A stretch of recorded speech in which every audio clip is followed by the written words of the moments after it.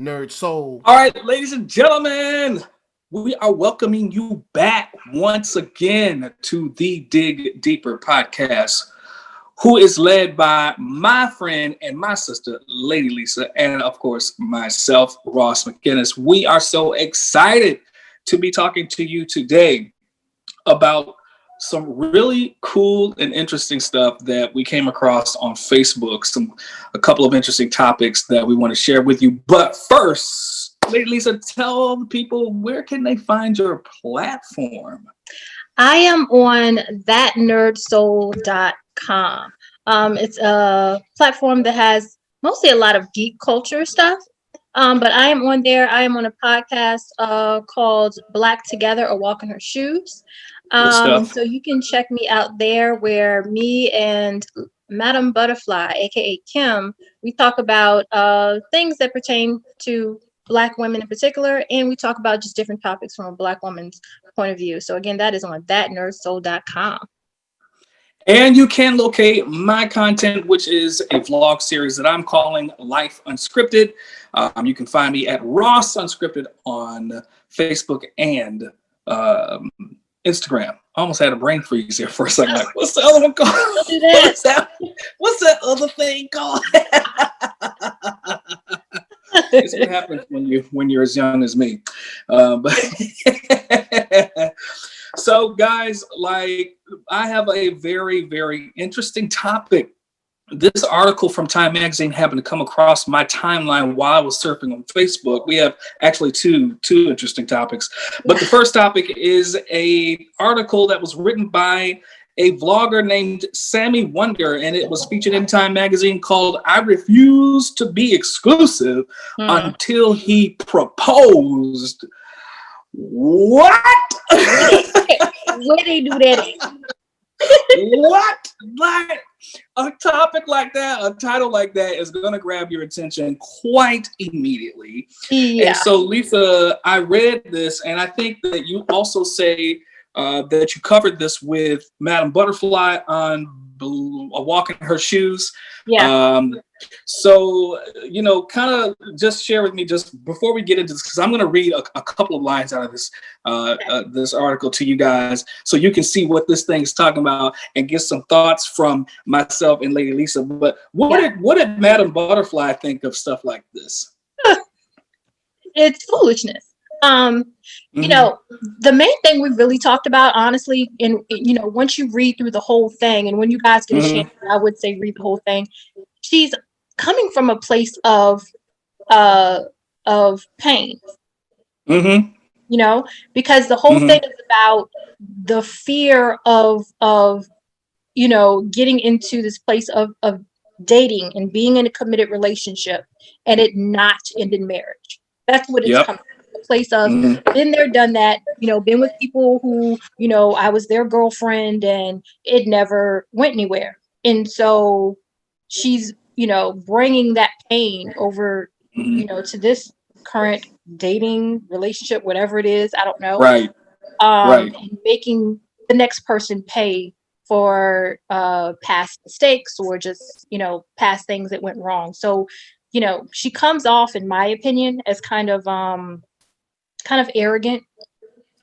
Well, Lisa, I agree with you on that, because she enters the message. She says at the very top, "I am an empowered woman of the 21st century. I run a company, have a master's degree, and earn a handsome six-figure salary."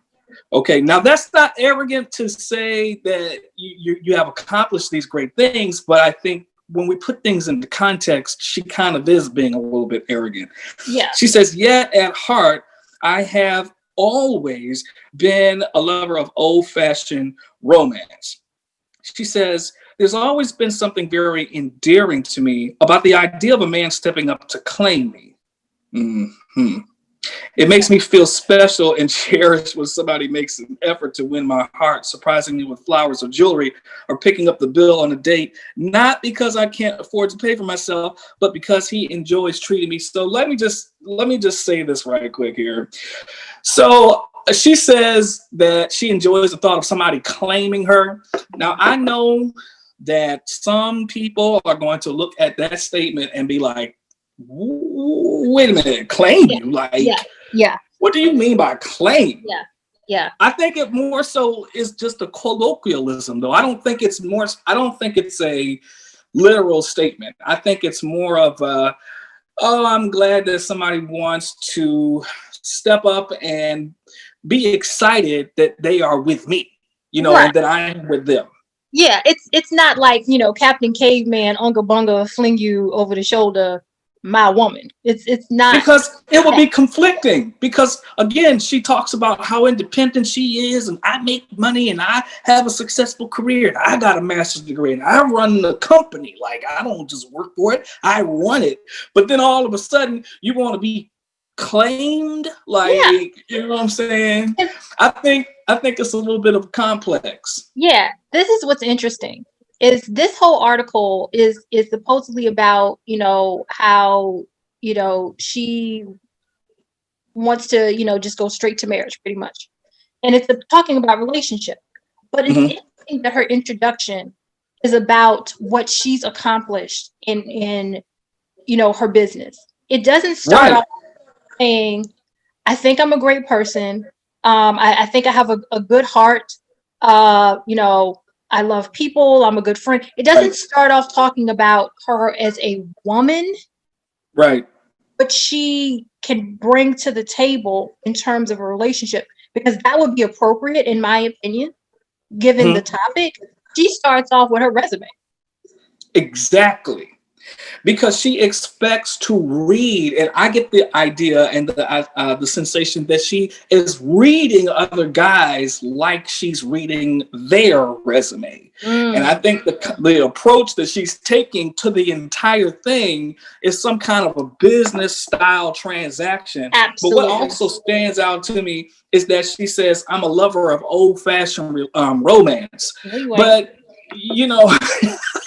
I mean, like, old-fashioned romance, what is old-fashioned about romance to begin with? You know what I mean? Because I think the question is, really, is romance that different today than in times that we may consider to be old-fashioned? And what period of time is old-fashioned? You know what I mean? Yeah.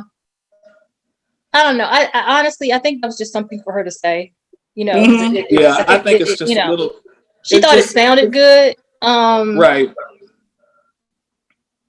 I don't know. It's just some filler language. It's a little bit. I don't happen to.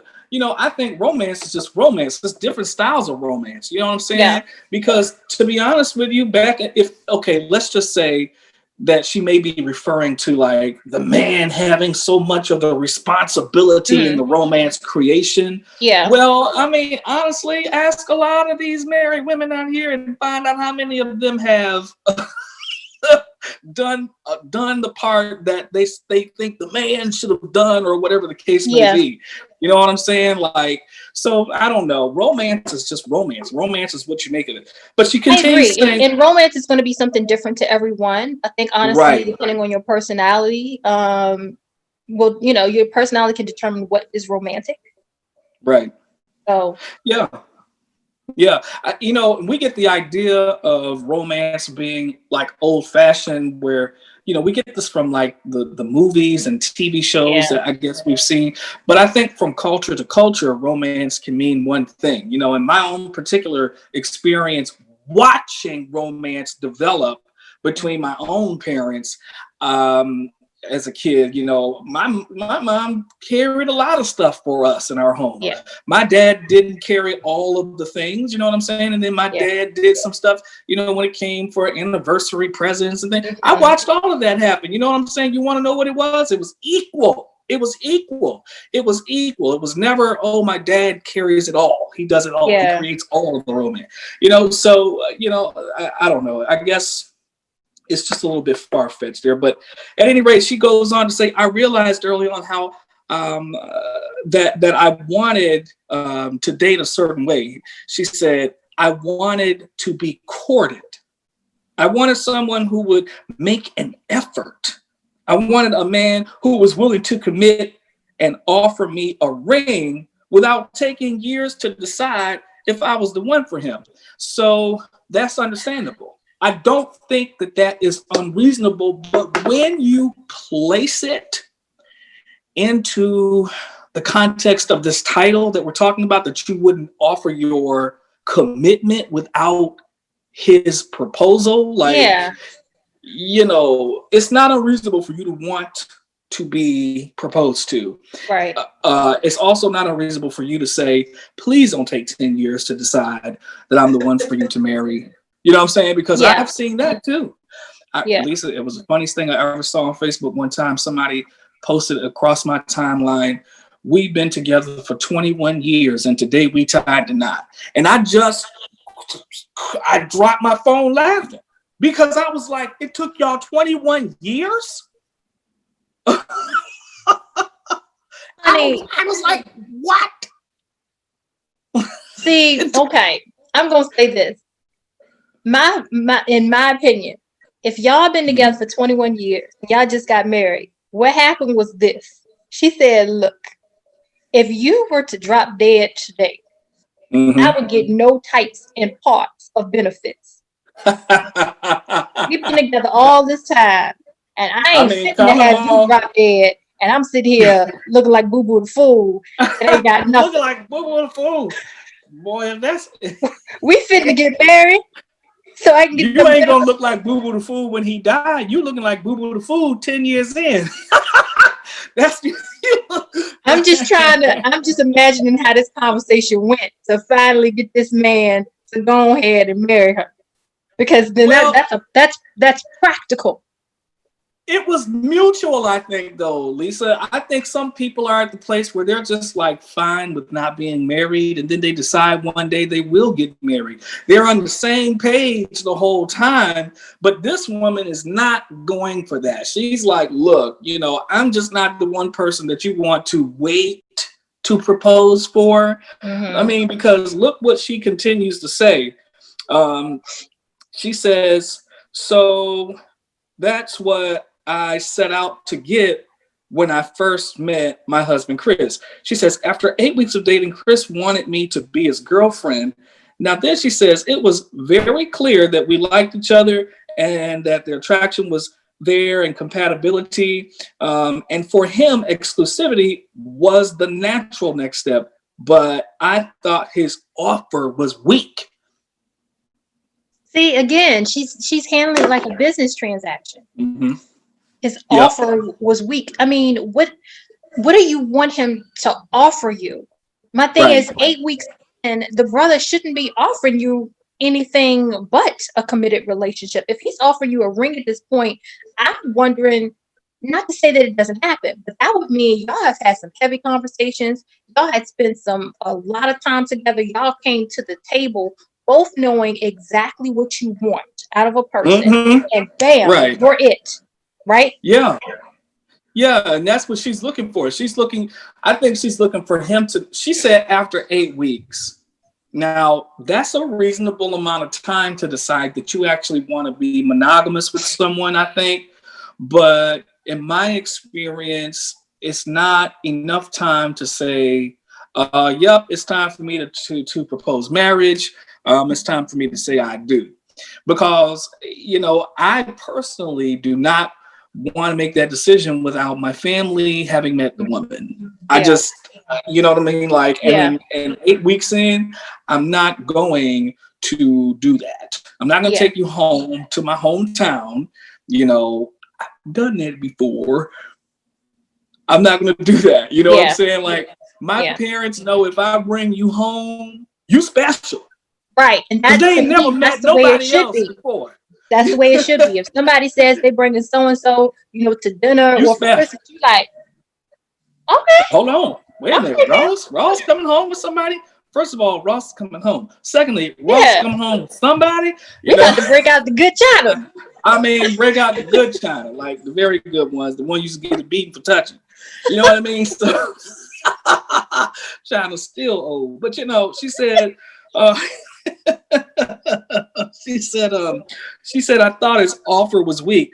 She said, with me as his girlfriend, he would get full access to me. He would sleep in my bed. He would lean on me for emotional support. Okay. Show me off to his friends and enjoy my company at family gatherings.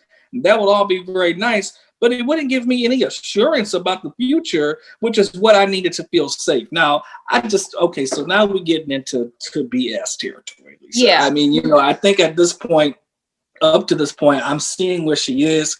I'm able to identify some things that are logical. And now we're talking about emotional. I mean, okay. So honestly, what are we talking about here? Are we talking about not being able to be friends until we are engaged? Because this is sounding to me like stuff that even just friends should be able to accept the part about sleeping in the bed, but I mean, for some people, right. but Yeah, that's why some people ain't in a relationship now. But anyway. Right, yes, but I mean, lean on me for emotional support. Okay, that's a thing that so are you telling me that if I don't propose to you, I can't? I would propose to you because I'm able to lean on you for emotional support. And not that I'm going to come to you and dump all of my problems on you and give you my whole life story within an 8-week period, but if I can't call you and be like, babe, I had a horrible day. Like, I just need you to help me, cheer me up or something, or talk to you about what's going on in my life. Well, I mean, for me, I'm a big talker. You probably already know that.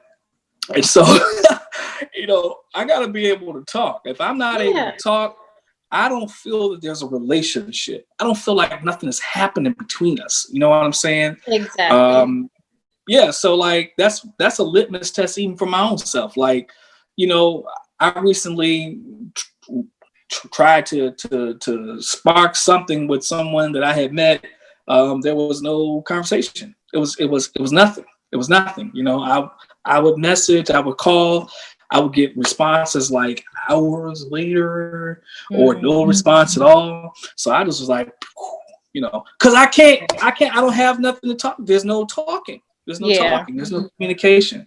That part is important. And to me, everything she just said, I'll go back to, it sounds like that's her baggage. It sounds like she's talking specifically about something that has happened to her, in past relationships. So I don't know. This is just a mishmash of stuff. And to me, when it sounds crazy like that, is you're piecing together things that have happened in your past and you're placing it at his feet. Right. That's what I feel like she's doing, because it's not really making sense. This isn't how relationships work. This isn't the progression of meeting someone, dating, being exclusive, courting, and then getting married. She wants to skip this other stuff that makes you more vulnerable, because when you do decide to be monogamous and just be with that one person to get to know them, you become more vulnerable, because yes, you are giving up, whoever else you were dating. You're saying to them, right, I've met someone, you're a great guy, whatever you say, but I've gotten serious about someone and we can no longer spend time together. That is a risk. That is a risk. Mean, she talks about wanting to be courted, but at the same time, she's not willing to give a reasonable amount, what seems to me to be a reasonable amount of commitment to the courtship, if you will. Exactly. Like, what's the difference between courting and what you're doing right here? Like, I think it's huge. I think there's a huge difference. Yeah. I mean, she's, I don't know what she's talking about. She says she wants to be courted, but no, you don't. You don't want to be courted. No, you don't. You want a business kind of like transaction. Yeah. But Lisa, we have to acknowledge that some people are where she is. Because, for example, I have never ran a company. I certainly don't earn a handsome 6-figure salary. I earn some figures, but not 6 figures, not yet. You know what I'm saying? Like, and so I don't know if I can speak on this topic from the place of experience where she has experience, but I still think that we need to try to be reasonable, even regardless. But she goes on to say, now in his defense, you might ask, well, how could he know so soon? He needs time to get to know you. And that's exactly my point. Why should I shut down all my options while someone test drives me? I know many women don't mind that risk and often want the trial period and a potential partner themselves. I hold no judgment against them, but that path wasn't for me. Now here's what she says. My past experience has taught me that once in the girlfriend zone, oh my God, I started to hope that the relationship would lead to marriage, and every time it didn't, I got my heart broken. So, she is actually talking to us about, she's coming from the past disappointment, exactly what you mentioned. She's coming from past disappointment. Yeah. And so she says things like, why should I, shut down all my options? Okay, again, is that that's not my definition of courtship. I just that's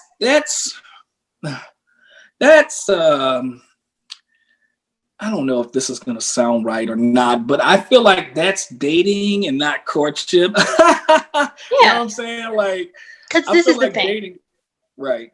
This is another thing I just thought of. This woman has not once said what she thinks is so great about this man that she wants him to propose. Oh, yeah. Absolutely not. She has not said anything about him except his name. That's so great about him. So is it that you want to marry him or you just want to be married? That's really what the question is. Because, and Lisa, it's so dangerous because honestly, marriage involves a lot more than courtship and dating because of what it means legally, if anything. Because honestly, Lisa, to live together and share a life together, to share a bed, to have kids and share finances and share a house mortgage and all these other things, you don't actually need marriage for that. If you decide the both of you are mutual on the same page, that that's what you want to do, that is a possibility and you can do it. But marriage brings legal matters into play. And we cannot treat getting married like getting into a committed monogamous relationship that is about love and trust. True. We have to consider that marriage brings you, it brings you further in. It makes you commit differently than just to your romance. You commit to the state that you live in. Yeah, that's true. It's very true. And like you said, even when you're not married and you're commingling funds, that's your choice. But when you are married and commingle funds and that marriage falls apart, there are some different consequences in terms of fund. Even if you don't commingle funds, there are still different consequences in terms of your fund, depending on the state that you're in. Some states, I believe in California, spouse automatically gets half. Things like that. So it's all of those things to consider. And I really just feel like she's being unreasonable. And again, it bothers me that she's coming from a place of business versus a place of coming from the heart. Again, she hasn't said anything great about herself, why she believes that, this is something that she deserves or should have because she's this great woman and she knows she has so much to offer and she's loving and she said none of those things. She said nothing about how great, Chris is and that, she really wants to just go ahead and be married to him because he is this great guy. Like everything is very matter of fact, again, like you said, like a business transaction for her to say, well, that he didn't give me a good offer. You're not buying a business. This isn't a real estate exchange. It's like, I'll see your proposal and raise you 4 years, Like, I mean, like, come on, what are we doing? Are we negotiating? Are we at the spades table? Are we betting? Are we gambling here? Here? It's just very odd. It's very odd to me. It doesn't, there's any, the only emotion involved here, has to do with her past pain. Yeah. I think that's the only thing she's bringing to the table. There's no emotion in terms of, oh, I just really want to meet, a great man and get, I don't feel like there's any feeling behind it. I think I don't know. I She's don't know numb where. to it because of all the things that she's already gone through. It doesn't take but one time for your heart to really get broken by, investing your life and your emotions and Yeah. everything like that into a relationship that does not lead to marriage ultimately, if that's what you want. I Yeah. mean, she ends this, Lisa, with "May the best man win." You know what I mean? Like, that's coming. Lisa, I could never see myself building a long-lasting, trusting relationship of love and commitment with a woman who says, "Let the best man win." I remember when I was watching Aladdin as a little kid. You remember Aladdin? We I used don't to know if watch I ever Aladdin. saw all of Aladdin. Now, come on here, Lisa. We used to watch Aladdin so many times a day that one day we put that tape in the VCR and Aladdin said, boom, da, boom, da, boom. I mean, we tore that tape up, boy. But I remember when Princess Jasmine got heated, she got upset when Aladdin was talking to somebody. I can't remember who he was talking to. And they were talking about Aladdin, Ali Ababwa getting married to Princess Jasmine, and she got upset and she said, "Am I a prize to be won?" And I remember that even as a little kid, because I was like, yo, that's deep. Like, am I a prize to be? And that's what I feel like I want to say about her. Like, ma'am, are you a prize to be won? When you talk about let the best man win, you know what I mean? Like, And I think that's so far out there. And if you are a prize to be won, what are they winning? What?